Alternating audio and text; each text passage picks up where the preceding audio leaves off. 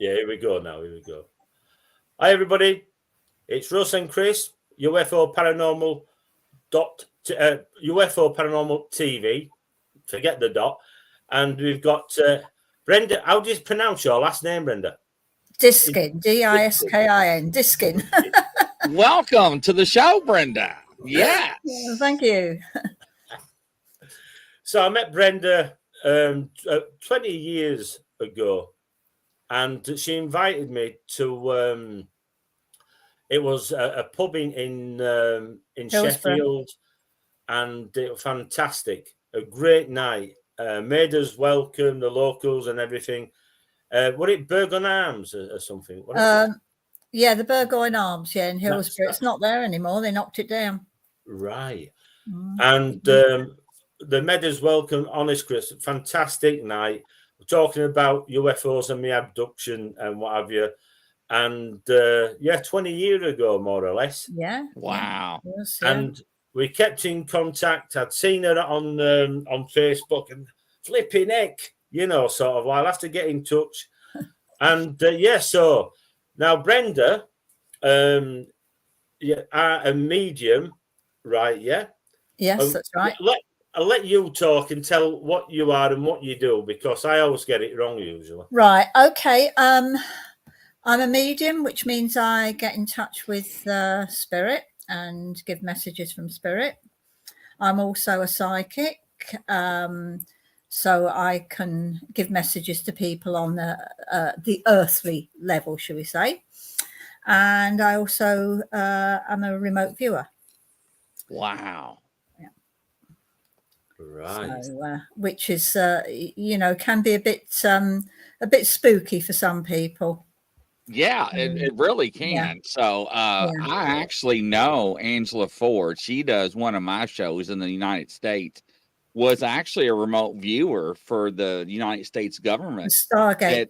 Yes. Yeah. Yes. That spied on the Soviet Union and done other stuff for the Back So in you know all about it. 1970s. Yes. 90s. Yeah. Yes.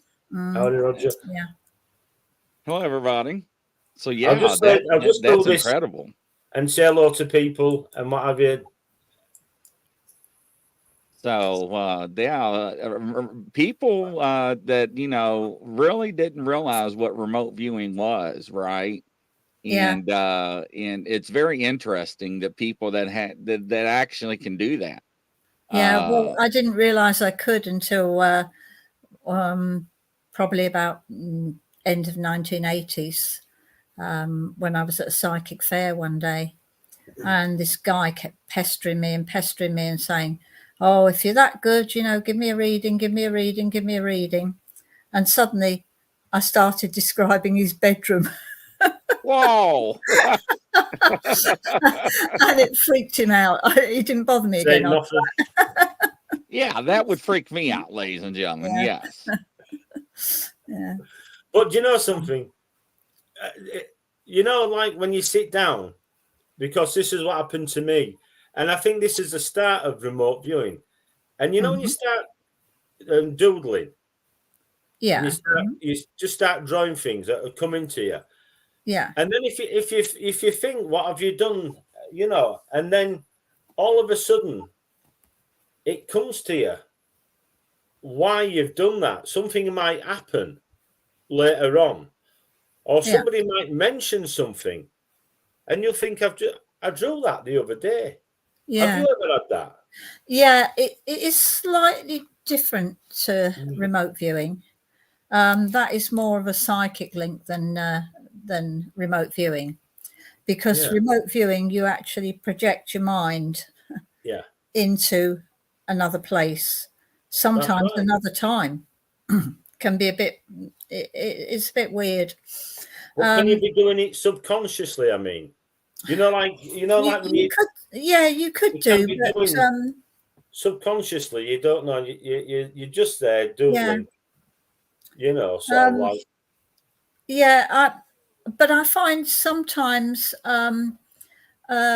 whenever I've drawn things, it's because I'm making a conscious link. decision to look for that. Yeah. Yeah. Yeah. I understand that. Yeah. Yeah. But yeah, it can be quite useful when you're doing mediumship demonstrations, because it gives it just gives a little bit extra, proof for people when you go in there and you say you've got so and so in such and such a drawer. And remember when I don't know the film that came on TV, The Men That Killed Goats. What it was about remote viewing. The start of it in that special forces group in, I think they must have been in. Oh, where was it now? I'm trying to think. I forgot what war it was now, but I know that it must have been Vietnam War. I think it was.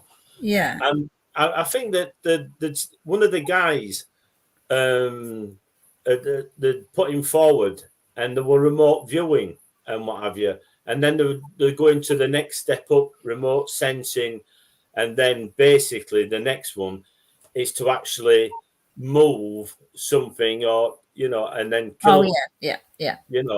And that's what, when I became aware of properly, sort of like I'm using remote viewing.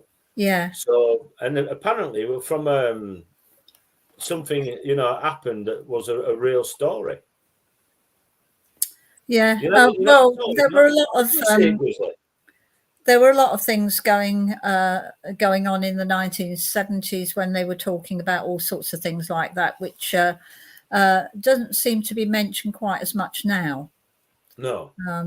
I think because people became aware of the Stargate project, because Uri Geller was involved in that as well, wasn't he, at the time? I don't know. Yeah. But I think, a lot of things have become more talked about recently, because there has been an upward trend in films and programs about paranormal, ghosts, and also the way that things are kind of moved by spirit, shall we say. Yeah. And I think it suddenly just kind of has ballooned, from there. I think people have become a lot more aware, I think, in the last 20 years. That's right. I mean, I can remember some year ago, we'd done it must have been, for me, it must have been about maybe 10, 15 years ago, we'd done well, you can call it an haunted evening at this local pub. And what it was, the chap owned this, and he had this place next door, and he kept his dogs. And he was a guy who they called on to use the dogs in, like when they were looking for Jack the Ripper in London. Oh, yeah, yeah. And they'd used his dogs from up there at the pub up in Scarborough. Right. And we had an evening. We didn't see much, but, sort of like that, sort of like was around. And I was getting calls to go and use footage on, and this what I'm getting to is Most Haunted. Oh, right, yeah. Most Haunted show. Now, we have Most Haunted show over here, Chris, and it was Yvette Fielding.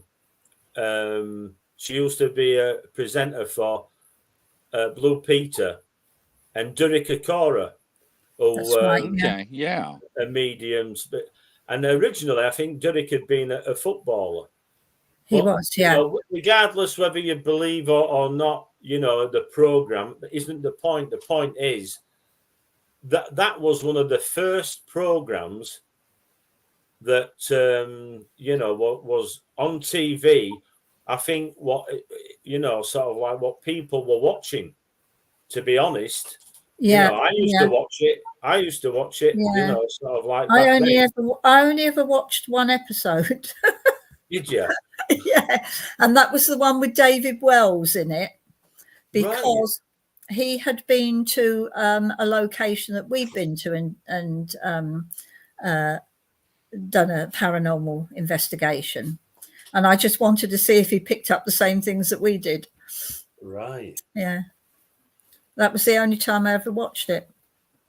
Yeah, I mean it's changed now. Yeah. I think I don't know. I think they're going back, or they're saying that they're going back on TV. So what was your first sort of like Investigation? Investigation, you could say. I was 13. A friend and wow. I, we found this derelict house, and not far from where we went to school, actually. And it was a huge detached house with stables. And we went to have a look, as kids do. And we were walking round, and we found the back door open. No, we tried the French doors at the side first of all, and they were open. But I said to my friend, "Oh no, don't go in that way." And we went round the back and went in the back door. And the French doors, if we'd have gone through them, we would have fallen straight through to the cellar, because there's a blooming great big hole. Oh, wow. Just inside the French doors. And we heard like voices in the stables. There was nobody about. But I think we scared the local residents, because we suddenly came out of this building, it was dark, and these two dark figures coming out of the building frightened the life out of them all, I think. But wow. Yeah, that was our first ever. And then obviously, it stemmed from there. Right. So, right. So, what was your first, sort of like group then? Like if that, I know it was your first time, like you say. Yeah. Your first group. Well, originally we joined, what were they called, John's group? South Yorkshire Paranormal. We joined those first of all, but they didn't last very long. I think we were with them a couple of months or so. And then we started up Sheffield Paranormal. Yeah.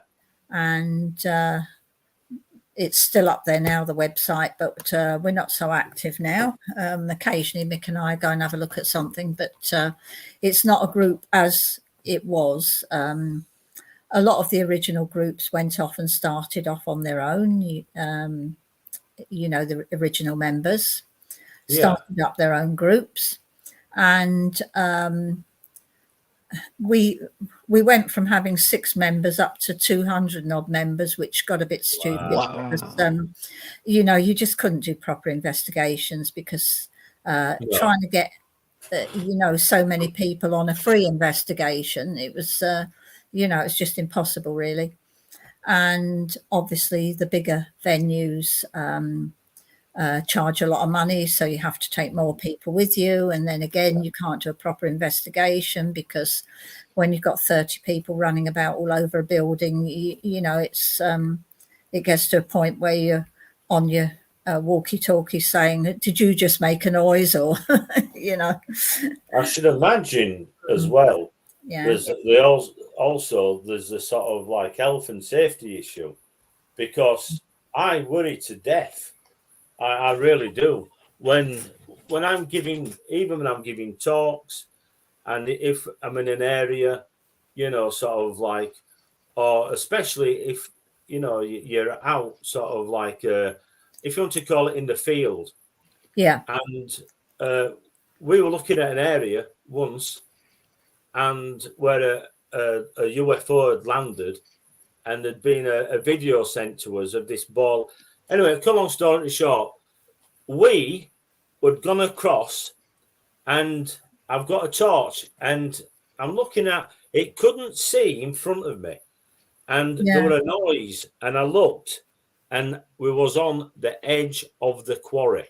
Oh yes, yeah, that's happened to us before And now. when we looked, they pulled this fence down, and I thought, what's that? And there were barbed wire and a sign, danger. And I Yeah, stopped. A friend of mine, they called him Keith. Right, stop where you are. And he was always one of these that always wanted to know why and yeah, what for. And yeah, I said, stop. And I had to go and say, get back there and walk that way now. Now, go. Tell everybody else. So there's always that side of danger when you're going to some places. yes, yeah, there is. I mean, we've been in a lot of buildings where the floors have been rotten and things like that. Wow. You know, and you have to be careful where you're walking in case you go through the floors. Of course, yeah. Yeah, yeah. Live wires. There's you really have got to be careful. Yeah, yeah. Now, Chris, have you got any questions, mate? Yeah, I do. So when was your first time that you learned that you had abilities? Now I was quite young at the time. I remember probably being about 3 or 4 years old and saying to a friend of mine, well, a work colleague of my mum's, the lady with one leg shorter than the other wishes you happy birthday for tomorrow. Wow. And it was at a time when you didn't talk about these things, you know, and Right. the woman looked very shocked and she was a bit dismissive. And my mum says, was she right? And she said, you know, again, she was a bit dismissive. And my mum just kept on and she said, well, yes, she said, it is my birthday tomorrow. She said, and my mother used to wear a built up shoe. So, yeah. So that's when it first started. But you soon learn to not pick up on things when you start at school and that, because you become the weird kid, you know. Right. And, Right. Yeah. It doesn't serve you well being the weird kid at school. You get bullied. No. And I learned this because I went on a mission for almost a year, and I learned a lot about people with abilities. Yeah. And now, anybody else in your family had abilities that were passed down to you from generations, or how did anybody else? My gran was quite receptive to things, and my mum. My son has the ability, but he doesn't like using it. And I think my dad was a bit psychic because he was driving buses in World War II, and he was approaching a bridge in West London, and the bus in front that had his friend driving it went straight up onto the bridge, but my dad for some reason stopped before he got to the bridge, and then he heard the bomb, and the bomb hit the bus in front. Wow. And just, you know, there was nothing left of it. And it blew all the windows out on my dad's bus. But, you know, people were cut and bruised, but that was about it. But if it had gone over that bridge, you know, everybody would have been killed. Wow. So something made him stop. And, yeah. Unbelievable. Mm. So like I'm sorry, Russ. I apologize. No, you're not. Just saying you hear things like that a lot, you know. Yeah. People, you know, just something stops them. Yeah, yeah. I mean, same thing happened to me, you know, quite a few years ago. A friend and I went to Commercial Road, I think it was. We went to get some stock. Yeah. And as we were coming back, we decided we were going to go over South Bank and have a drink. And as we were coming along the road, we stopped at a pub, and my friend says to me, should we go in this one? And I stuck my head round the door and went, oh no, it's too crowded. Don't fancy that one at all. Let's keep going. And we just about got to Waterloo Bridge, and there was a massive explosion. Wow. And it was the pub. And wow. Yeah, somebody had put a bomb in it. So Wow. yeah. So it was just kind of, I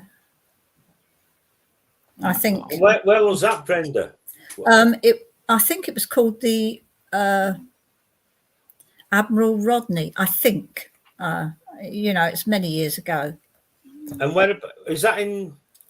I'm trying to think the name of the road. Oh, it's in London anyway. Yeah. I'm going to say, yeah. But so that was, we had a lucky escape. Oh. So growing up, and this is one of my questions I always ask all the people that I do shows with that has abilities.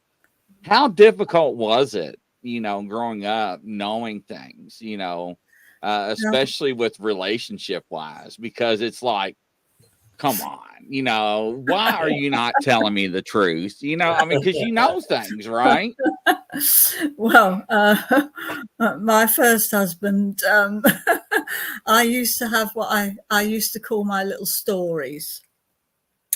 And my little stories, I thought I was making them up and causing things to happen. But rather than the other way around, that I was actually picking up on it, or what's going to happen. And he was, I used to have my little stories where he had this woman on the side and I'd found out about it and I'd tackled him about it. And I didn't realize that I was actually picking up on something that was happening. Wow. So that was, that was one thing. And then when I met my current partner, Mick, I forgot to tell him that I was a medium. And a trance medium at that. And we went up to Stocksbridge. And we were, supposedly one of the most haunted places in Sheffield. We went up to Stocksbridge. Is that long road? Yeah. Oh. Yeah, Stocksbridge bypass, yeah. So we went up there and we were sat in the car and apparently I turned around and looked at him and my face changed and I started speaking in a man's voice. But he didn't run. So, so that was he didn't know. No, he's still here 20 years later. No, I mean about the man's voice. Did he know when? No, what did he do? He looked very shocked and said he didn't remember what the guy had said because he was so shocked. Well, yeah, I would have been too. I mean, yeah. I would have been like, "What did you say?" Yeah. It is. It is. Well, I didn't expect it to happen, so I didn't feel the need to tell him, and it just. Chris, it really is. I've been there, and Brenda, I've been there once, right? Yeah, and with my old mate Fred, and he was like a psychic medium and what have you, and really lovely old chap. And I tell you something, it put the woolies up us. I said, I think we better go now. Yeah, that's the only time. But we had all sorts happened up there. We had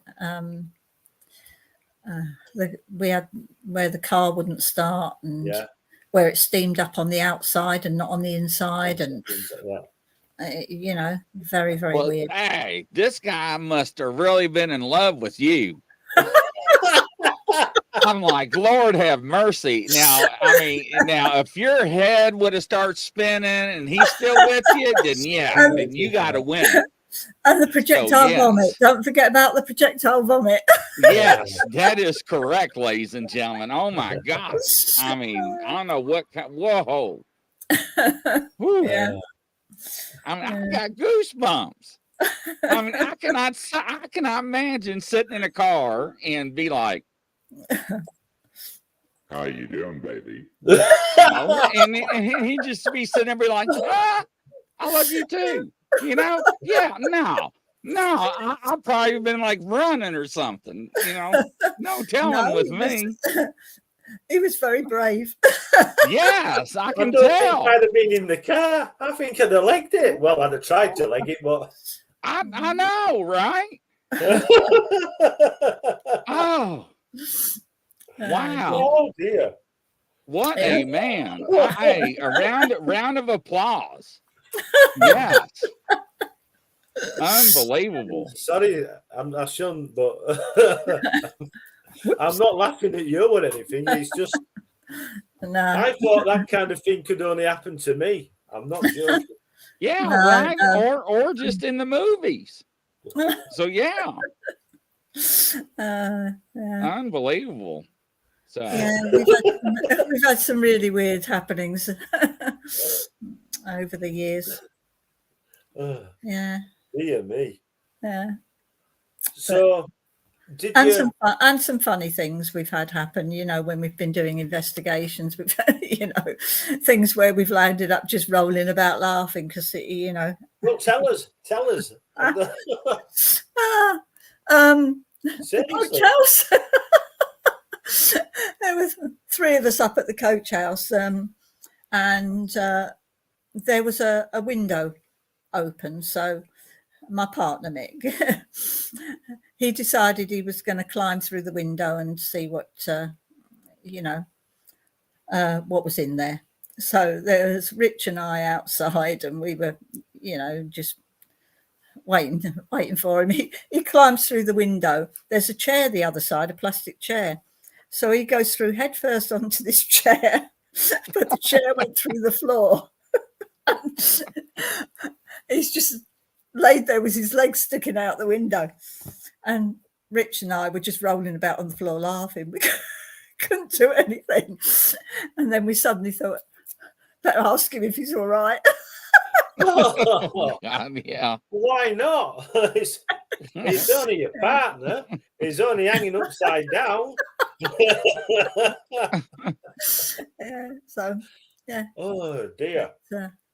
Yeah, we've That had is- some funny moments. We've had some some scary moments. So Yeah. what? Chris, you asked some. You carry on, mate.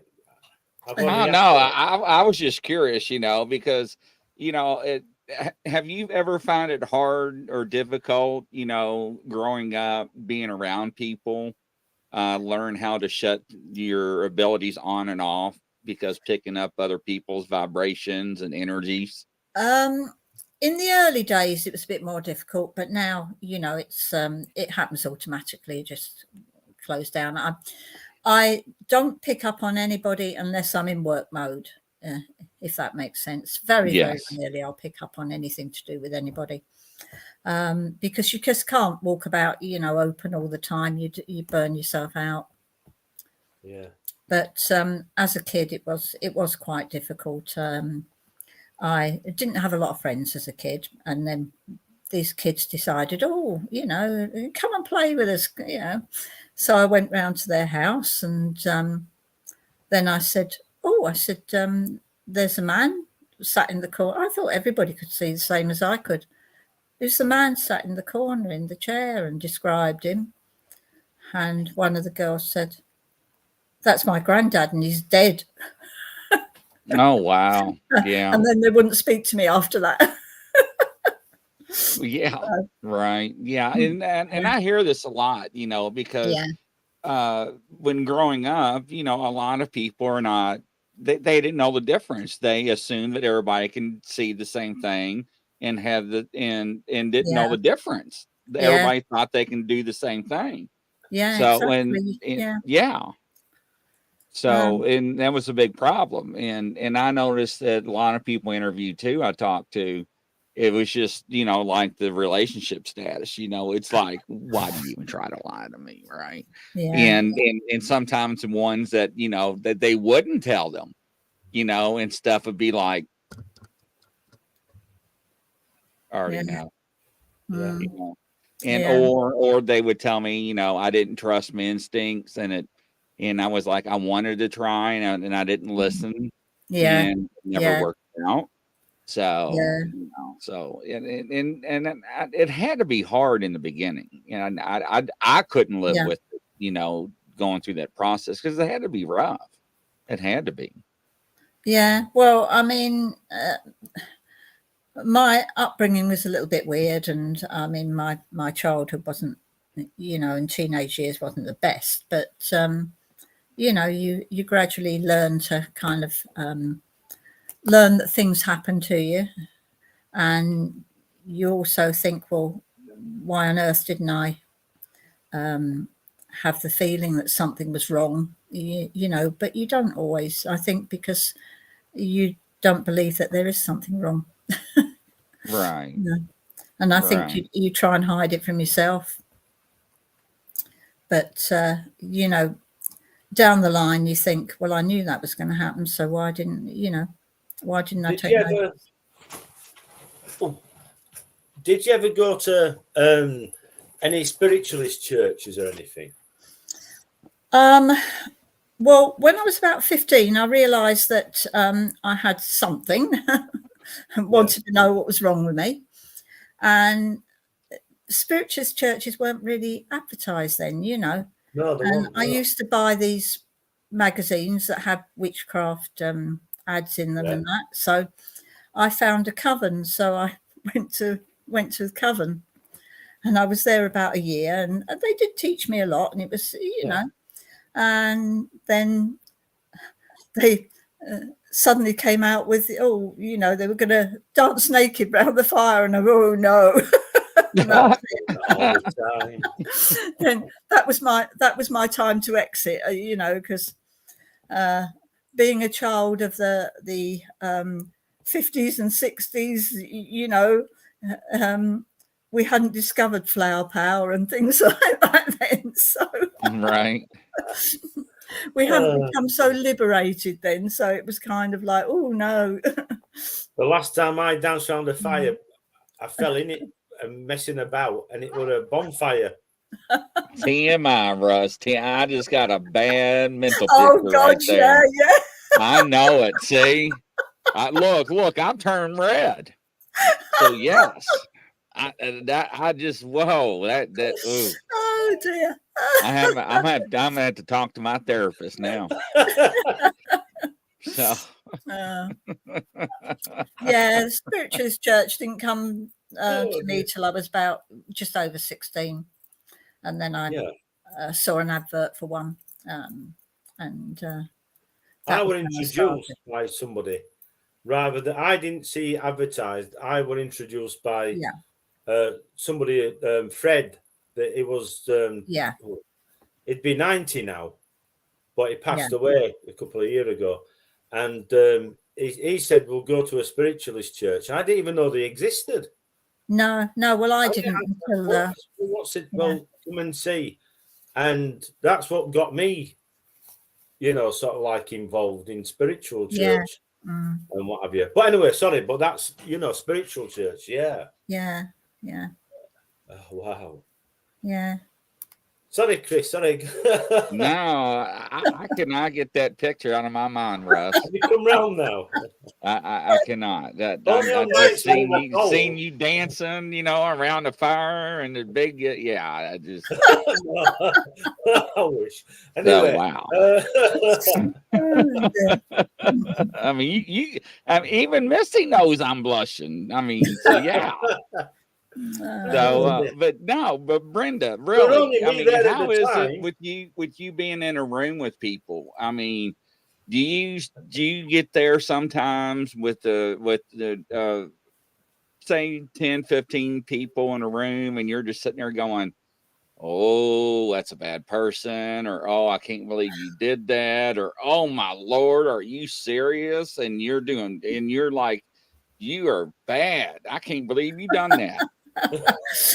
Well, I'm a people watcher anyway. Yeah, see. I'm a people watcher. If I'm sat, for instance, when I was doing some studying, I used to go along to the pub and buy a glass of orange juice and just sit and look at people. And sometimes you look around them and you think, oh, well, there's something not quite right there. You know? Right. Yeah. But I've tried very hard not to pick up on people. I feel in a way it's a bit of an invasion of privacy, but sometimes you Right. just can't help it. Sometimes you know there will be something about someone and you think, no, that's not right. You know, I don't feel comfortable with that person for some reason or other. And then very often you start to kind of sort of tune in a bit and think, well, you know. Chris, did you mean, you know, when you said that, when you asked that, did you mean anytime or like in a spiritualist church? Did you ever get that in? Did you get that in the spiritualist church as well? Well, whenever I'm in a spiritualist church, it's usually now to give messages. So, No, so that's what I'm there for. Did you ever get a bad feeling about some people that were there that were asking, or you know what I mean? Is that what you meant, Chris, or both ways? Both ways. Yeah. Well, to be quite honest, some of the spiritualist churches are not a very pleasant environment. So, you know, but you know, some are lovely. We'll leave it there. But you do get some. I know what you're saying. Bit weird. I know what you're saying because I came across something. Yeah. And I wouldn't even talk about it because not everybody, not every spiritualist church are the same. No, there's some that are really lovely, but you know, the people sometimes. Yeah. Yeah. But anyway, yeah, that's. And I know what you're saying there about picking up things. Yeah. And in everyday life, like you say, it's like, you know. Yeah. Well, I think very often, but I'm world's worst for going in somewhere and looking at people and kind of making up a little story. Now, what would how would I include them in a story if I was writing a bit of fiction? Mm-hmm. I hope they're not dancing around the fire. Sorry. Oh my Lord! There we go again. There we go again. And we might as well just add some music. There we go. There you go, Russ. Start dancing. Yeah. So, yeah. But let me just say, I'm not being rude putting these up, just people saying hi and what have you. Yeah, no, it's not a problem. Not a problem. You know, because people are saying hi and what have you, and some of them are laughing. How rude are you? Laughing. Anyway. Yeah, they want to see you dancing around the fire. I mean, I got a mental picture. I cannot get out of my mind now. You'll never be the same. You'll never be the same. No, I will not. So I'm trying to think of white light and purity right now. So, but yeah. But no, you know, with your abilities and stuff and going on in investigations, have you ever sat there and with your teams or people you're going on and you know what's going to happen? You're like, well, I'm not going to tell Susie, but this is getting ready to happen. And you let them experience it and you know what's going to happen. Sometimes, yeah. I mean, we have had some things where, you know, as I said, a lot of our investigations were hilarious. You know, you couldn't make it up. You know, things happen. It's but we're not, by the way, we're not poking fun at the subject or anything. No. Things happen. I'm not. Yeah. Real life. I mean, you get some really serious things, obviously, you know, and we have had some fantastic proof on investigations. But in the same context, we have had a lot of hilarious things happen, you know, that you just couldn't believe that what people do. I mean, I've over the years scared the life out of some people. I even made one guy sick. Oh, wow. Wow. Have you ever told anybody made him throw up? Wow. Have you ever told anybody something and they've turned around and said no, and the either the wife or the husband or had said, how do you mean no? and you can hear, you know what I mean? And someone Yeah. had said, and they'd got up and they'd gone out, but you know, someone had said, well, they said the woman or the bloke, because I've heard this on 1 or 2 occasions, Yeah. you know, had known that what was said was true, Yeah. but they just wanted to get out of there. They didn't want to acknowledge. Have you had that? I have had that. I had a lady once, actually, because when I do a reading for somebody, I always say to them, if anyone comes through from spirit, are you okay with that? You know, do you want to hear from them? And this lady said, yes, I want to hear from them.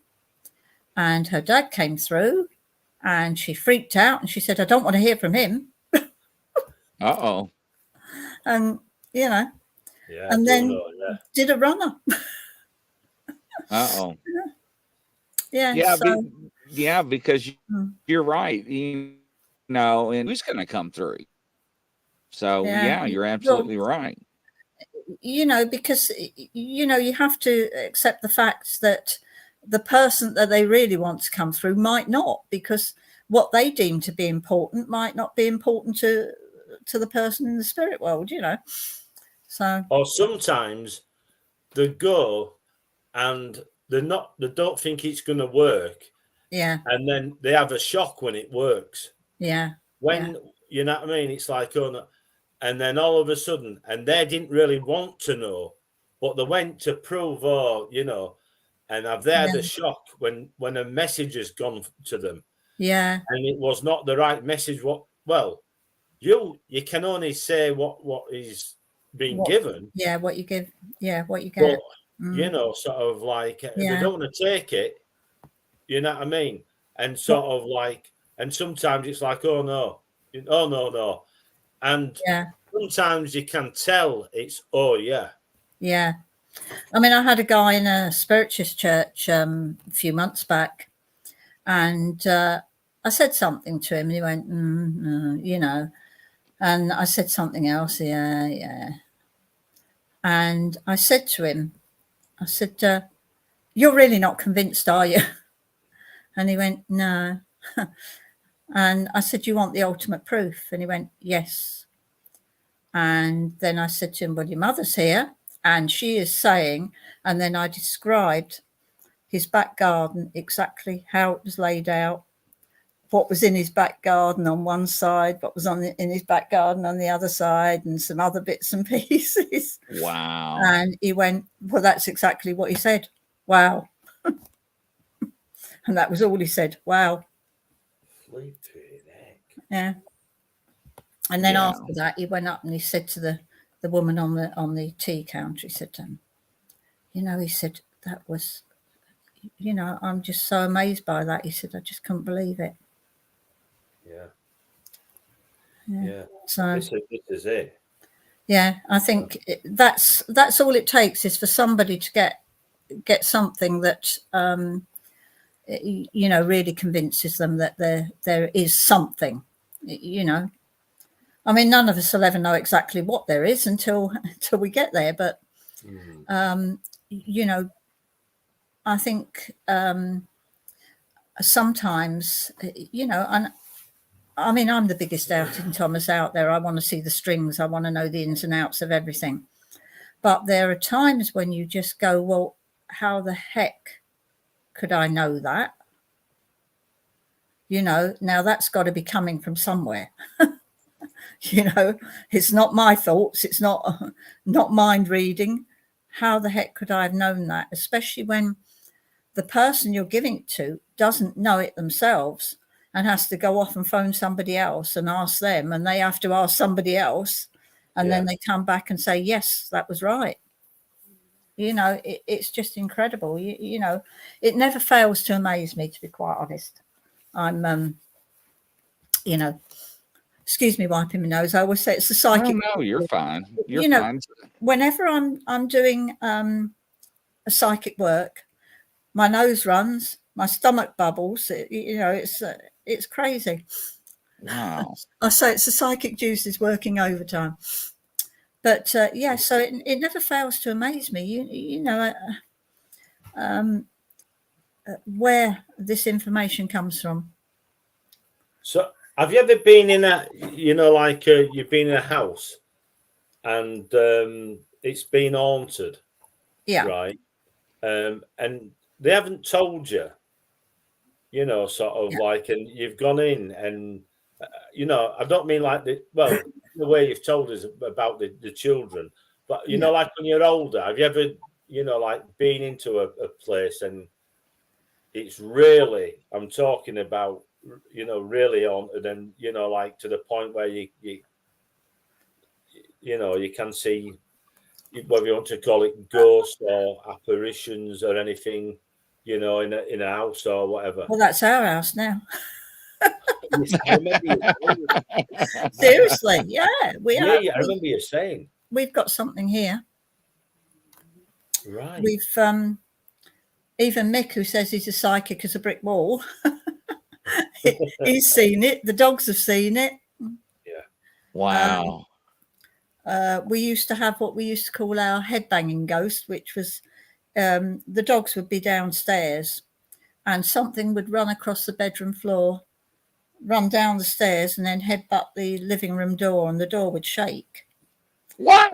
Yeah, seriously. And we weren't the only people that witnessed it. I mean, I used to have people visiting or people coming for circle, and they witnessed it as well. So, wasn't imagination. And wow. One day we've got the tiniest little hallway. It's about 3 foot square, if that. And the living room door, I opened it one day and there was somebody stood there and it was solid as anything. And it was only for a few seconds. It was a man and he was solid. And it was only for a few seconds, but it was so vivid that I had to check the front door to make sure nobody had come through it. Yeah. And then I was still not convinced, and I had to search the house, make sure there wasn't somebody in there. Wow. Yeah, but we've also had a lot of things like when we've been doing investigations, because I never ask what's gone on in a place before I go into it. I like to find out for myself, and then afterwards we usually go and research it and see what's what. And we did the boardwalk, didn't we, Mick, in Sheffield? And the guy who owned it, he stayed for the investigation with us. And I said that a bomb had hit and it had gone through the floor, or the guy had gone through the floor, and his daughter was looking for him. He was wearing a leather printer's apron, all right? And apparently the boardwalk was supposed to have been the old pub called the Black Swan. Is this I've heard of that? Yeah, which they also called the Mucky Duck. Yes. But he said, no, he said, what you're saying is not possible. He said the Mucky Duck didn't get hit by a bomb. All right. So, okay, fair enough. I said, but I'm not taking it back because that's what I'm getting. Anyway, we went off to the archives and did some digging. And we found out that technically we were both right because the Black Swan was actually 3 doors up the road and it didn't get hit by a bomb. But the building we were in was the old telegraph office, and that did take a direct hit. Wow. And being a newspaper office, he had a printer's apron on. Yeah. Wow. Wow. So, it's the things that we pick up at the time, and you don't realise that sometimes how accurate it is. We've had so many things, though, that we've had come through and we have been able to prove, which is, to me is amazing because, to get that kind of proof, and you really do then know that sometimes what you're doing is worthwhile because you're actually getting that proof and you're thinking, well, where the heck did it come from? But, it proves there's something out there. Yeah, it does. Yeah, absolutely. Yeah. Yeah, absolutely. Chris, got any more questions? You asked Yes, that question to me. yeah, I do. So when you go on investigations, do you like do you see like spirits and ghosts like just go through the locations, or do you see energy? It depends. We have sometimes seen things which are, look practically solid. Other times you get mists, and sometimes you just get sounds. It really does depend on the location and about how much energy is in that place at the time. I mean, we had a particularly weird one. We were on holiday in Norfolk, very kind of strange holiday it turned out to be. We hadn't gone to do any investigations or anything. We were wild camping, so we were looking for somewhere to park. So we parked on this bit of moorland, and Mick had gone to walk the dog, and I was sat in the camper with the cat. And somebody banged on the back of the camper, and I thought it was Mick had come back and trying to scare me, and looked in the mirror, nobody there. And then I thought, well, must be some kids just banging on the, on the van, not thinking we were in the middle of nowhere. Mick came back and he said, I found something. He said, some kind of memorial. So we decided we were going to go and have a look at it later on in the evening when it got dark. And we didn't have any equipment with us. I had my digital recorder, which I used to carry everywhere, just for making notes. And Mick had his, his just film camera. No, not film camera, digital camera. Yeah. And we were sat in the camper playing Scrabble, and heard this old plane go over. And I said, it's out a bit late, thinking it was kind of, like a World War II plane that, come from somewhere that's doing an air show or something. So anyway, we went up to this place, and we stood there in the middle of the field. And I don't know why I turned my recorder on, but I did. And we were just there talking, and I said to him, I can actually see 5 people kneeling down. And I kept looking behind me and kept saying, there's someone behind me, And then we heard a plane, the same sort of plane again. And then it stopped. Didn't think any more of it. Mick took some photographs. And then I said, oh, there's like tarpaulins laid over something. Looks like bodies laid there. Tarpaulins over them. And anyway, nothing else happened. So we went back to the camper, finished our holiday. 10 days later, we get home, and excuse me. And Mick's looking through the photos and says, oh, that's that place we went to. And we'd made a note on the sat nav of where it was. And I said, see if we can find any information out about it. Well, we couldn't at first. And then I said, well, I think I've got that recording. We listened to the recording. You hear our voice, and then behind it, there's a load of chatter. And then there was something said, Black Cat 4467. And then like a load of weird noise, like something crunching up. And we couldn't find anything, looking for, airfields and whatever, couldn't find it. And then just by chance, I found something, and it wasn't an airfield, it was a radar station. And a Lancaster bomber coming back from a bombing raid got lost, hit the radar mast.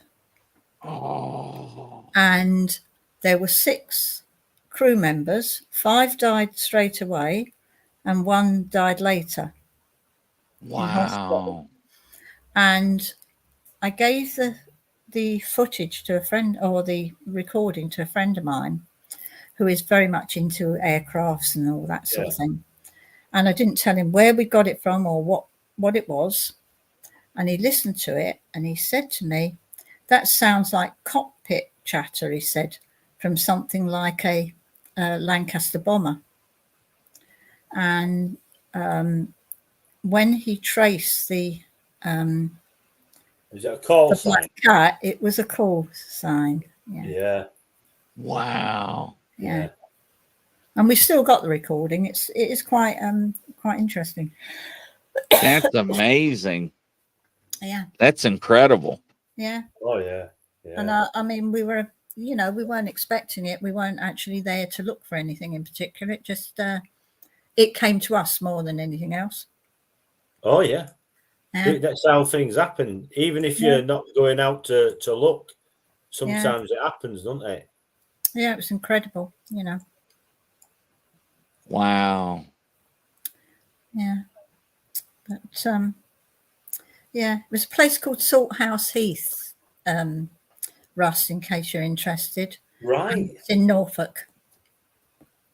That's where one of my friends used to be in my group, lived over there. Yeah. Very interesting.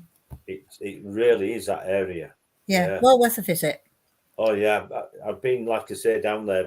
Regardless of the bodies by the road. Oh. Seriously. Wow. We found a body by the road.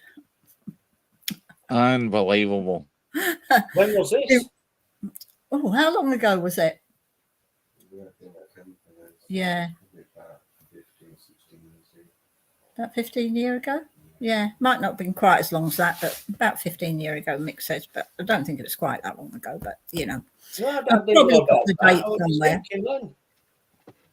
Yeah. No, we were driving along and there was these fields and I said, "Oh, it's like blooming children of the corn round here, And he said, "What would you do if you saw a body by the road?" And I said, "Drive on." And then I suddenly said to him, "Stop." And he went, "What's the matter?" And I went, "There's a body by the road." And he went, "No, stop messing about." And I went, "I'm not messing about." Wow. And we stopped. Keep driving. It was a young lad. Oh no. And he wasn't dead. He was out cold. Yeah. And, we're trying to phone for an ambulance. Neither of us has got a signal. No. Wow.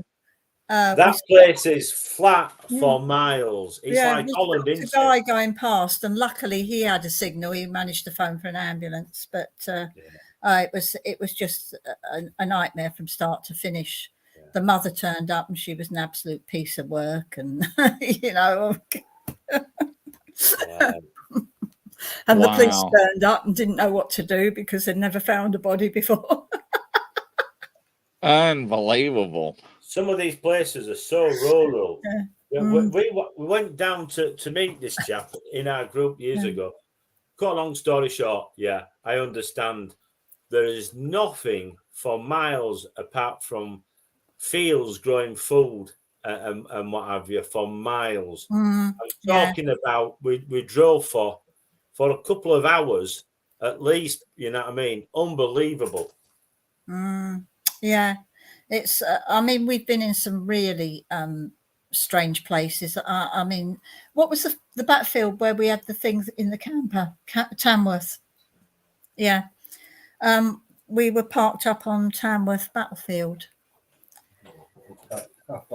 Well, the car park, just at the entrance to it, not on the battlefield itself. Yeah. And we parked there overnight. We were asleep and our dog started growling. And I woke up and I said to Mick, "There's somebody in here."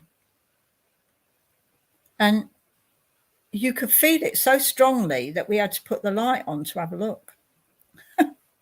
Wow. And the dog was growling at it, and you could feel it. It went right through the camper. Very, very weird. Was it just like a feeling, or was it feeling? Like a shape? I don't think we actually saw anything. I mean, there might have been a mist, but I couldn't be sure because we'd put the lights on, and you're half asleep. Yeah. But you could really feel it. Right. Like sometimes you're better off not putting the lights on. Yeah. Well, I mean, we actually thought there was somebody in there, actually a person, because it was that strong. Oh yeah, that's what I mean. Right. It's like, Yeah. Wow. that is incredible. Mm. So, what would you say was your most compelling, like, evidence? What you've got, sort of like, for seeing, sort of like, well, you've just told us. I mean, that picture and the recording, I suppose. Yeah. I mean, that's amazing. What would you say, Mick, was the most compelling place? I think Middlewood was probably our, you know, And the what was one that? What was that then? used to be an old asylum, Really? and now it's a housing. It's nice modern flats. So what happened? What happened then? We went in there when it was derelict, and we went down in the cellars, and all we had was camcorder. Didn't have any torches or anything, because we were actually gone there to film the church, and it was just a very, very, very weird feeling. And I was describing things even though I couldn't see them, and I said that people had been taken down there and they never left there. And there was one stage, we were actually watching a spider come down from the ceiling. Yeah. So we missed what we actually captured on film because we were so busy looking at this spider. And something walked through us. Wow. We both felt it. And apparently where we were, it's where they used to have what they used to call the death tunnel, where they used to take all the bodies through to, after they passed away. Right. And on camera, we've captured what looks like a man standing at the end of the corridor. That was at another time we went back there. And on the actual footage, we had something like a mist moving across the doorway. Yeah, Wow. But that was, I think Middlewood was one of the weirdest places, because when they built the apartments in that same building, they didn't knock the actual building down. They weren't allowed to. So the apartments went inside the building. We got called back to do an investigation there because people were having problems, taps being turned on, weird noises, things sounded like scraping around the outside walls and things like that. So we went back there 4, 5, maybe 6 times to do investigations. Wow. That sounds amazing. Just by the way, you've followed it. Yeah, I think you can do that afterwards. Yeah, Chris, have you got any questions? Yeah, just one. Yeah, just one. Keeper of True Crimes and Paranormal wants to know, what is the oldest place you ever investigated? Oh, wow. Oldest place. Goodness. We've been in some burial mounds, which I presume were quite old. The actual chambers. Yeah. We've been down to Hellfire Caves, but I don't think they're that old, are they, Victorian? No. That's where John said it was freezing. It's where they bring back down. Oh yeah, Weimering Manor. That was quite old. That in Portsmouth. Right. Rockley Furnace. We've been in some old ruins, which probably date back to Roman times and things like that. Oh, wow. But to think about an actual building I would presume probably at a guess at probably the oldest building would probably have been probably about 1600s, full building, I would have thought, because we've been in some old churches that were part of it date back to about 1400. Unbelievable. And You know, do you take so right, because obviously things have come along. I mean, now, you know, so like one of the most useful things that I use is my old night vision camera. And yeah, you know, yeah, sort of like Sony or any of the night vision cameras. Yeah. I know I've gone over now with the SD card. I got it second hand because there are a lot of money with SD card, you know, with the night vision. Yeah. And I've got a couple of night vision cameras, and you know, sort of like, so did you used to take cameras yourself? We used to, yeah. I mean, we don't now. I don't think we've got a night vision camera now, have we? I think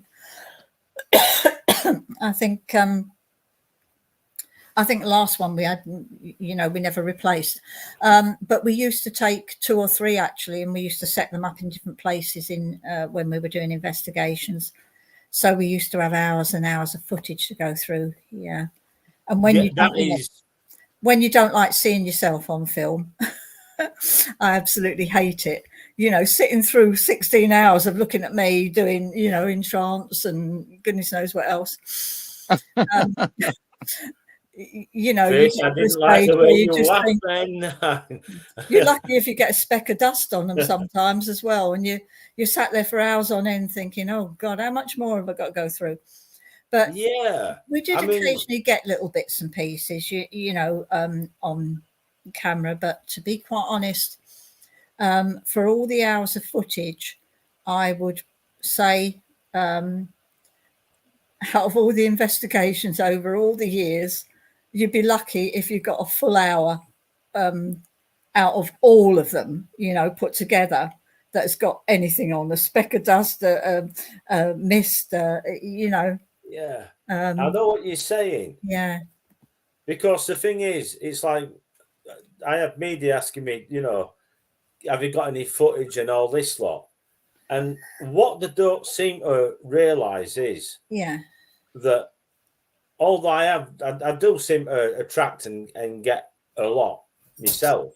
Yeah.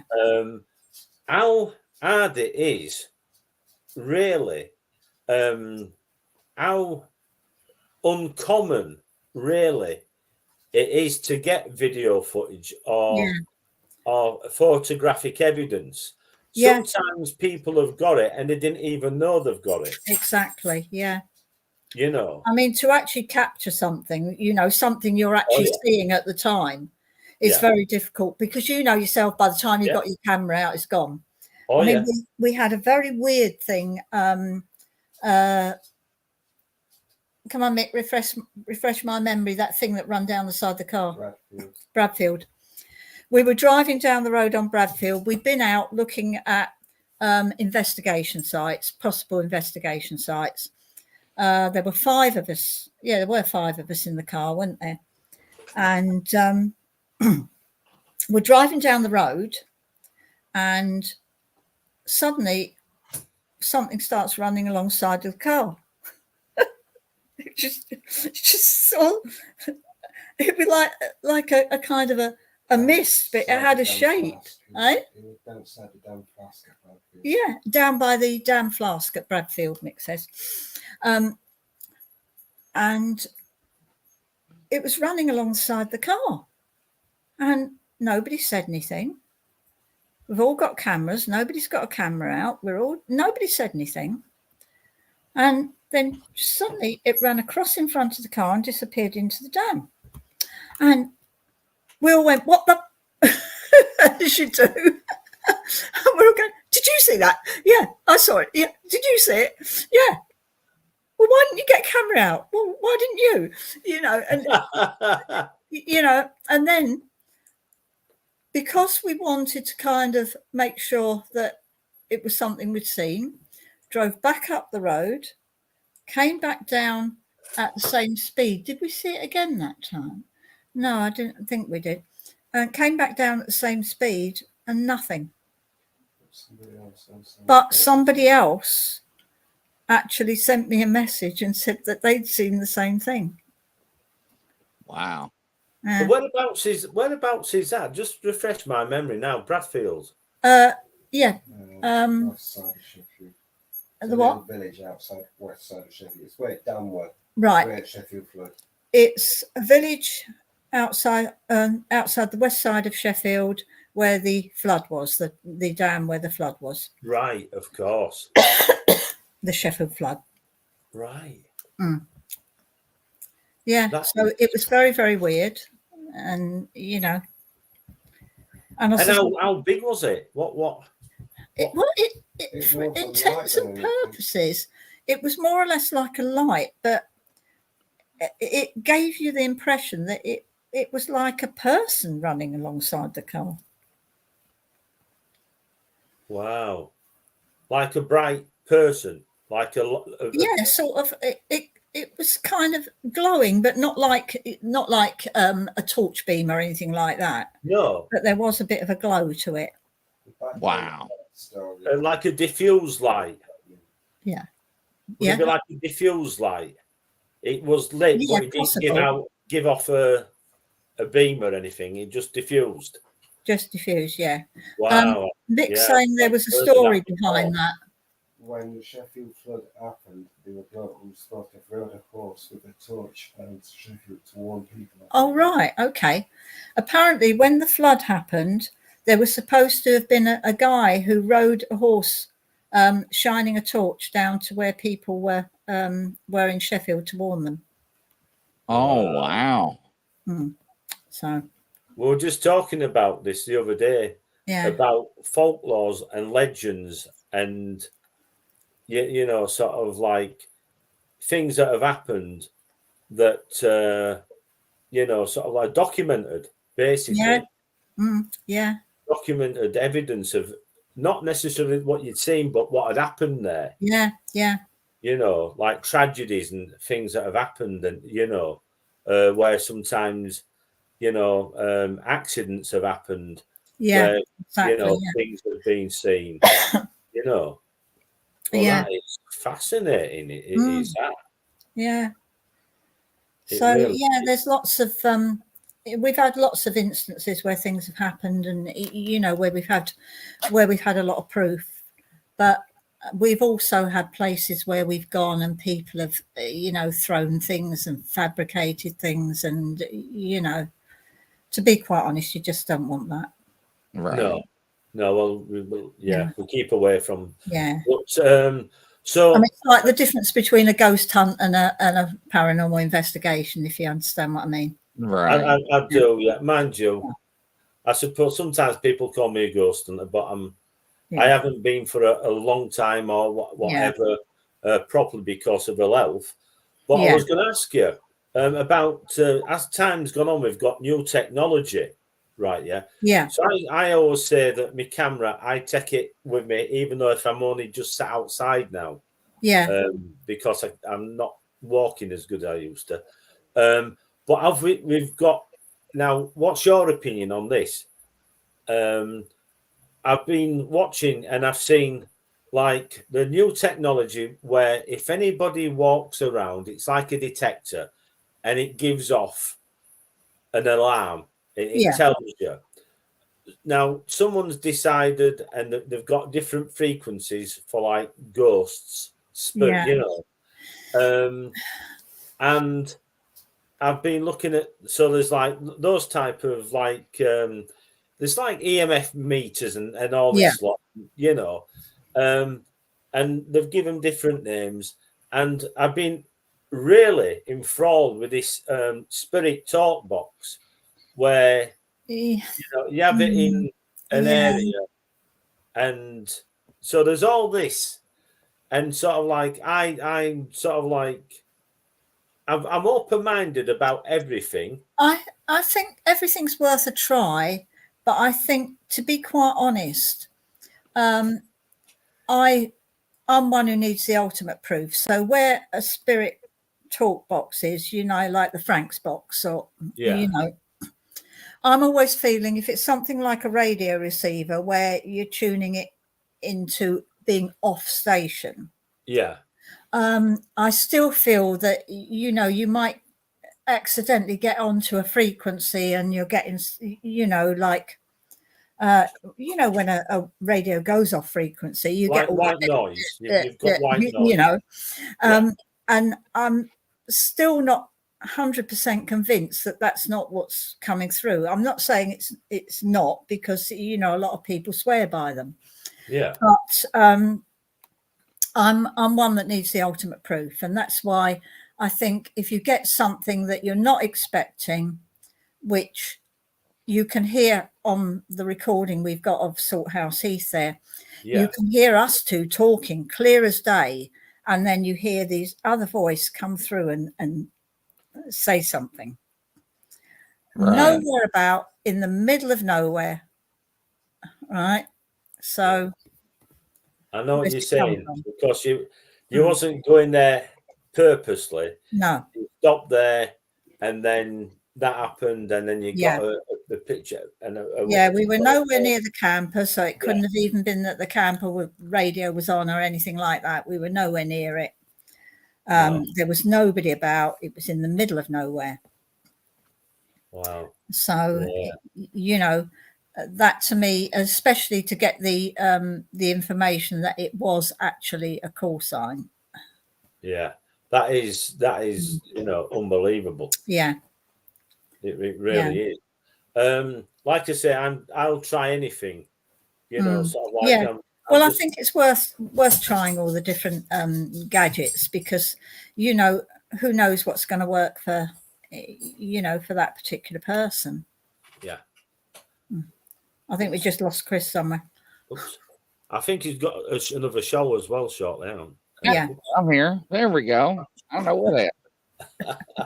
Like my eyes, and I was gone. I was like, he's playing Houdini on me. These things happen all the time, and especially when it has anything to do with me. But like I say, I mean, I look at all sorts of things myself, and sort of like, and I just thought I'd ask your opinion, because everything's worth a try. I mean, I've got a friend who swears by all the gadgets. You might know him, actually, Pete Willis. He's on my Facebook. Right. He's got all the different gadgets, and it's really interesting, to be quite honest. To see how they work. Yeah, I think my friend Les, he uses a spirit box and spirit talker. Have you used them, Chris? Yeah, I've used the spirit talker box or something similar to that. Yes, I do.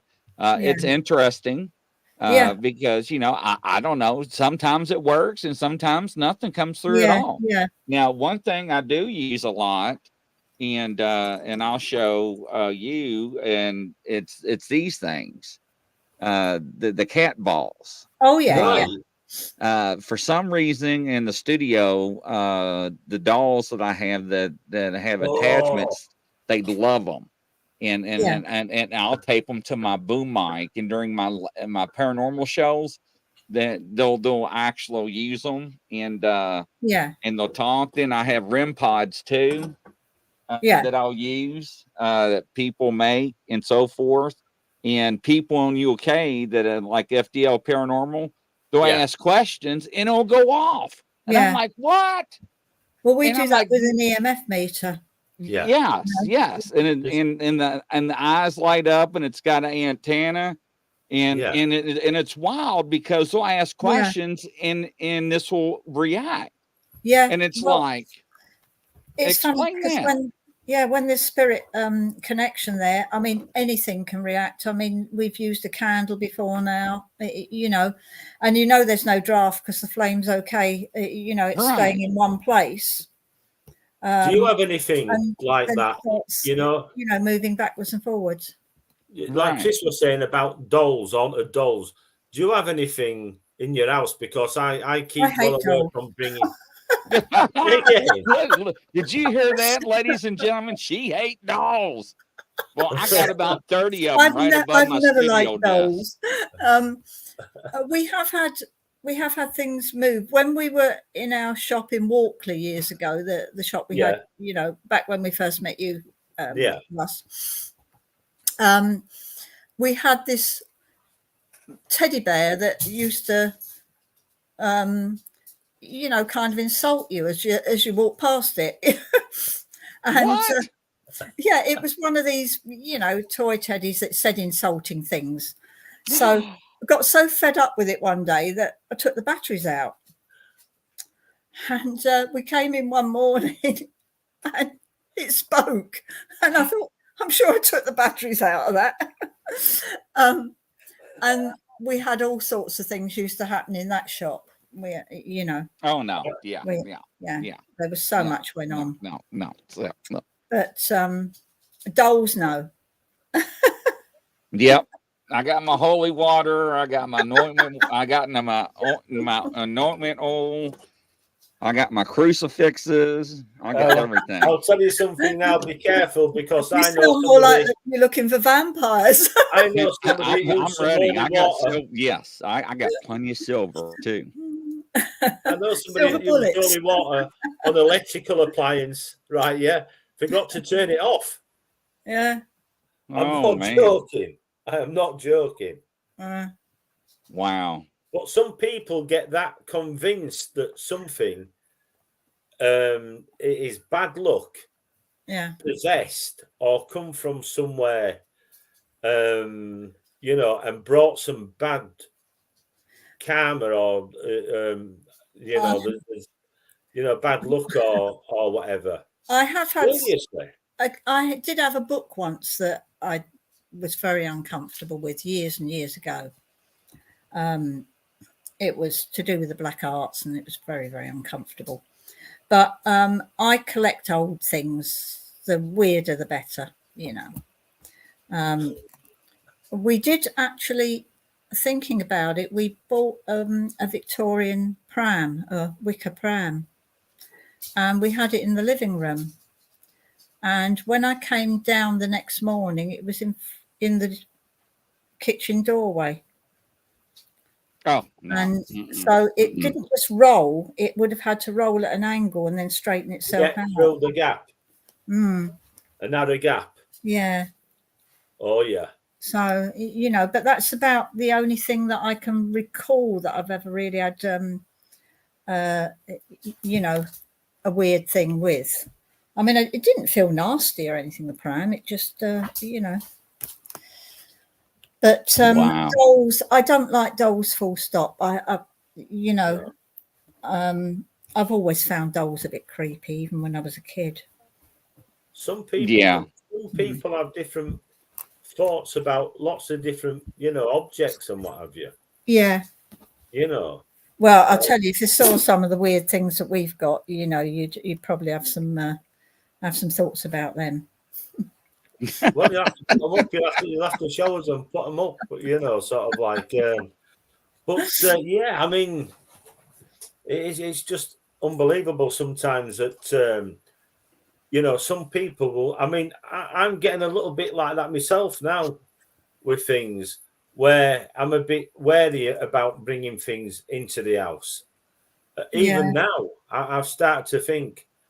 I mean, I've collected things for a long time. Like I was telling you, you know, I've collected Second World War memorabilia. Yeah. Nothing. I don't think any of that I've had any problems with. Yeah. But I've got to that age now where I'm getting rid of a lot of stuff. You know what I mean? Sort of like. But I've bought some things lately. Which are like because I'm Viking, my ancestry and what have you. Yeah. And I've been feeling bad karma. You know what I mean? Sort of like, and I shouldn't because I'm Viking, but you know what I mean? There's things that I bought and I'm thinking to myself, I just feel as soon as I got this and opened it, and sort of like just things started going funny as well. Like not getting a peaceful sort of like, and then anyway, it just makes you wonder. It just makes you wonder. Yeah, I mean, I don't really get the creeps over anything. I mean, sometimes if I pick something up when I'm out and I don't like the feel of it, I don't buy it. Yeah. But most stuff's fine. But I did buy a magazine on the Blitz the other day, and to be quite honest, I've been having problems reading it, because when I read it, I kind of get I well up, and then I get pins and needles in my head. Wow. And it's, I don't know, like triggering some kind of memory. But the only thing I had with that is when I was a kid, there was a bombed out building on the corner of one of the roads. And I mean, this was quite a while after the war ended, and I wouldn't walk past it. I would always insist on crossing over the road. Well, it's in London. Yeah. And then my dad said to me one day, why won't you walk past it? And I said, because I was in there. Oh, wow. Wow. But whether I was or not, because my dad used to take me to see war films, so it might have been, something to do with that. But I don't know. It was really weird, this bombed out building. I would never walk past it. But you had a feeling that you'd been in there. Yeah. Wow. Yeah. Manju, you were saying about bombed out, buildings, and Yeah. believe me, we, even in the 80s, we were still playing around areas that had been bombed and what have you. Yeah. In Yeah. the 80s, well, more 70s, 78. Yeah. And then they started pulling houses down. But even all that time, Yeah, I know. 78, 79. I think most of ours were sorted out probably by about the 70s, I should think, most of the ones in London. I mean, obviously, a few of them in the outskirts probably weren't. No, but just unbelievable. But like I say, I just love to find out what people, technology people are using. What's sometimes the old ways. I don't mean sometimes just people, sort of sensing things. Yeah. And seeing things, seeing and spirit and sensing things. Yeah. Do you get this as well? I was going to ask you. You go to an area sometimes, and this happens. You can either you get that smell. You get a smell. Sometimes you can hear things, and you go out and you can hear maybe music or children or someone talking. Yeah. But I've just started getting now, over the past few months, and my sister knows this, but the smell of tobacco, someone smoking tobacco. Yeah. Now, I don't really smoke. Occasionally, I've got a cigar, but I can't because of my chest and what have you. But my dad used to smoke. I was going to say, did your dad used to smoke? But he went from cigs. He used to smoke woodbines all the time. Yeah. And he went on because he'd had this operation, and I'm going to smoke a pipe instead. Smoking a pipe. What the difference is, I don't know. But anyway, but the smell, and I think, and I said to smoke. You can smell the pipe tobacco. Yeah. Yeah, because it's a lot sweeter, isn't it? Yeah. And I said to my sister, and I says, and she said, smoked a pipe, don't you? It's your dad, yeah. And that is the usual way that they let you know they're there, because a smell is something comforting. Yeah, it's white feather. It's not alarming. But and a white feather has come down. Yeah, and I don't know what you think about that, but I'm not convinced about white feathers. I find white feathers everywhere, but then again, I mean, 9 times out of 10, there's a blinking cat gets a bird in the garden or something. So there's feathers everywhere. And also I have feathers in my cushions. So Yeah, I know what you're saying. But so some I down don't, outside. I'm not dismissing it completely, but what I'm saying is there is a rational explanation as well. So, you know, I think sometimes, you know, we don't look for the rational explanations. But, you know, but the thing is, if it gives you comfort and you think it's something, then by all means, you know, then take it as that. Yeah, yeah. Because there's a lot of people that do, you know, sort of a lot like of people do, them, yeah. know. So I think if it's something that gives you comfort and you believe that it is from someone you love in spirit, then that's fine. That's fine. You know, and as I said, smells are the most usual form of communication because it's non-invasive. You know, it's not like them popping up in front of you. No. Chris, are you all right for time, my friend? Yeah, I'm good. Yeah. So I've asked a lot more. I'll let you ask some questions now because you asked better questions than me. Mm-hmm. Right. Are you okay? Are you all right for time? All right. I shall have to get off in a bit, I'm afraid, because I know got an early start in the morning. No problem. Well, just so. Can you think of anything that you want to tell us? I've had some sort of weird experiences where, you know, that I can't explain, sort of, say, UFO-y type experiences. One turned out to be nothing. My son and I once chased what we thought was a UFO halfway across London, only to find out that they'd got a laser show at Wembley. It happens. It happens. Yeah.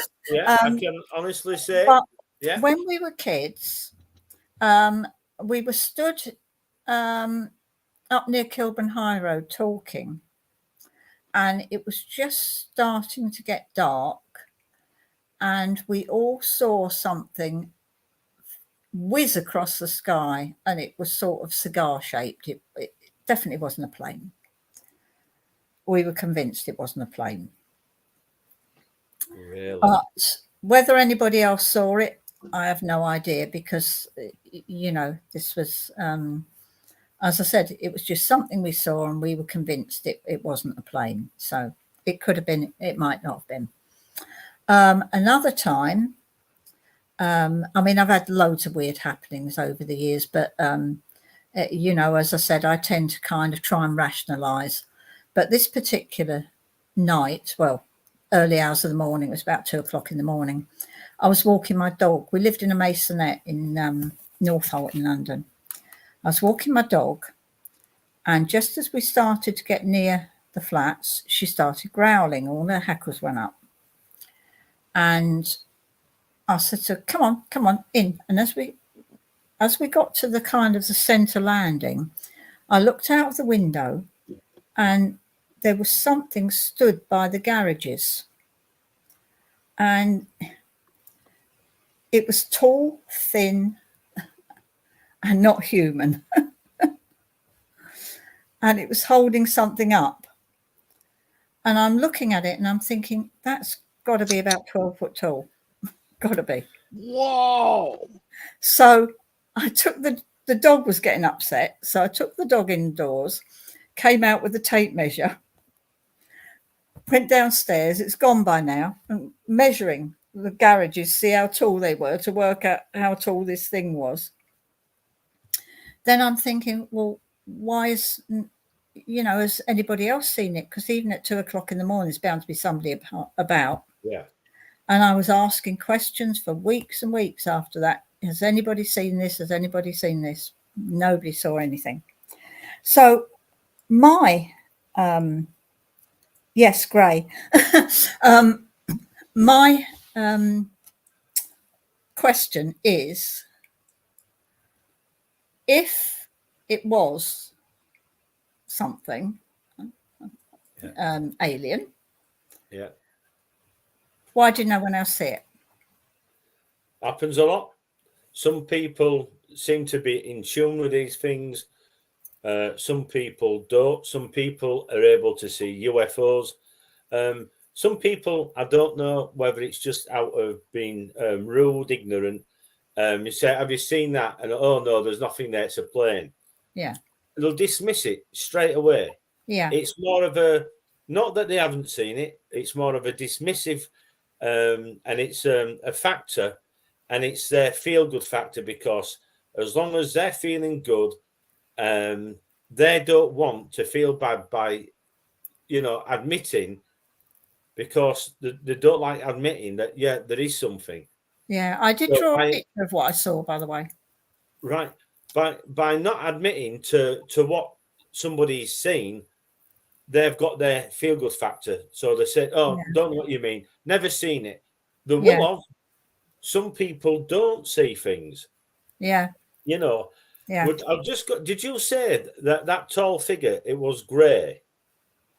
Yeah. Is that right? Because did it have hair on it was or grey anything? because there was a street light above it, so it did look kind of a grey colour.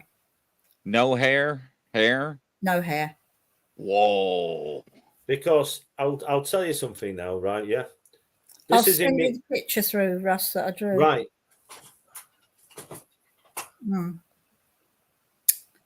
Yeah, so are you sending it through now No, I'll send it through later, because I've got to find it. All right. Sorry. Wow. What it is, when I was over in North Wales with a friend, two friends, a very good friend and a researcher, we'd been to this area, and this area was well known for terrible accidents. Yeah. And they built a new road, so they didn't use it's the old road. And they used it for carriage, like carriages and horses. And a few times had gone over the side, and people had been killed. Yeah. There'd been highwaymen that had, killed people around this area in North Wales. And we were just talking, and the most unbelievable thing happened. A little car, I'm sure it was, what do you call it? A Fiat. Yeah. And we were talking, and this bloke were getting out, and we were talking, I wasn't really looking, and, and my friend just looked, and he said, hello, it's a nice day.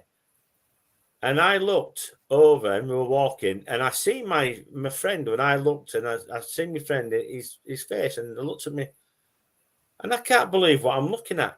This thing had got its legs out of the car, and it were now standing up, and it must have been 12 foot at least, thin, and it had a face like, how can I put it? It was really odd. I've put it in my book and what have you. But I was frightened to death. I put me, and my friend walked off faster than me down to the car. And it was not a human face whatsoever. Yeah. Sort of like it was, yeah. Unbelievable face. Anyway, I think I will have to get off, but I will send you that through. And right, I like to see. Also, link you up with a couple of people who are quite big into getting all the instruments and whatever for different gadgets for the paranormal. And if you send me a link to this, that'd be fantastic as well. Of course. Well, I've only just got that sorted out tonight. What problems I have had. Yeah. I will definitely do that, Brenda. It's been really nice being on. Thank you very much. Yes, and nice to have you. Nice to meet you. Thank you so much. And nice to meet you too. And have to come on again sometime.